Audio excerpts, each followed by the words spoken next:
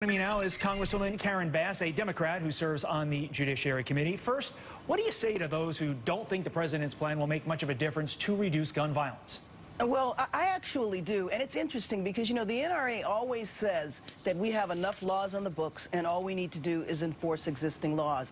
Well, if you look closely at what the president's suggesting, it's actually absolutely that. So, for example, when background checks went into effect, the internet didn't even exist.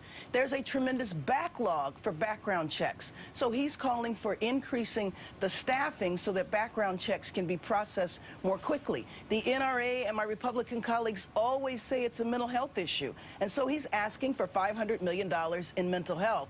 In my opinion, he's doing exactly what the industry and the Republicans have asked him to do. But of course, now they object to even that.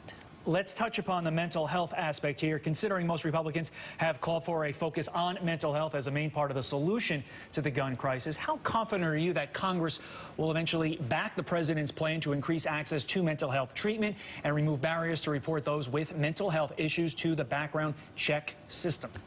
Well, I would love to say I'm confident. I'm not. Why I am encouraged, though, is because my Republican colleagues repeatedly call for attention to mental health. So the question is, will they be willing to spend the money that is required to provide mental health services? That will be the key question, and that I can't say I'm confident in. I'm hopeful.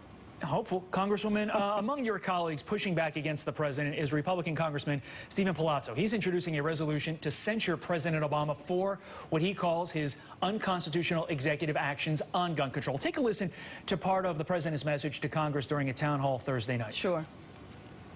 What we ultimately need, I believe, is for Congress to set up a system that is efficient, that doesn't inconvenience the lawful gun seller or purchaser, but that makes sure that we're doing the best background check possible. And the fact, Anderson, that the system may not catch every single person, or there may be a circumstance where somebody doesn't think that they have to register and do, and that may cause some red tape and bureaucracy for them, or inconvenience, has to be weighed against the fact that we may be able to save a whole bunch of families from the grief that some of the people in this audience have had to go through.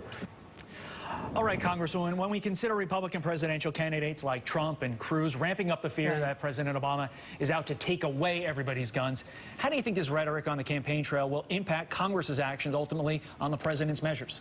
Well, I'm hopeful that Congress will be able to move forward and do something. But just like you point out, you know, my Republican colleagues are deathly afraid of the NRA because the NRA is liable to put a tremendous amount of money against them in races. And, you know, for the House of Representatives, all 435 of us are up for re-election. And so I think it's going to weigh very heavy, especially when you have presidential candidates who are doing everything in their power to whip up fear on many different levels. Well, let's talk about that a little bit more, because obviously this involves one of your colleagues. We've just marked 5 years since the shooting of Congresswoman Gabby Giffords, and it's been more than 2 years since the Toomey Mansion bill in response to the Newtown shooting failed, largely in part because some of your colleagues ultimately did not want to face the consequences you just mentioned of going against the NRA. Have you spoken to any of your colleagues who regret they haven't done more to push for common sense gun reform, and is this backlash from the NRA still a fear for them?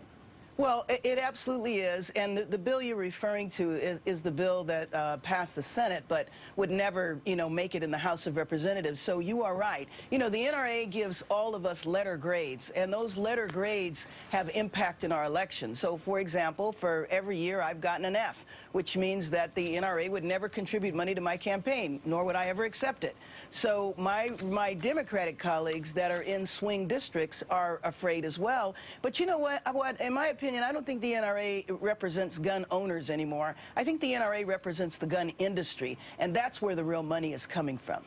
Understood. Congresswoman Bass, thank you so much for your time.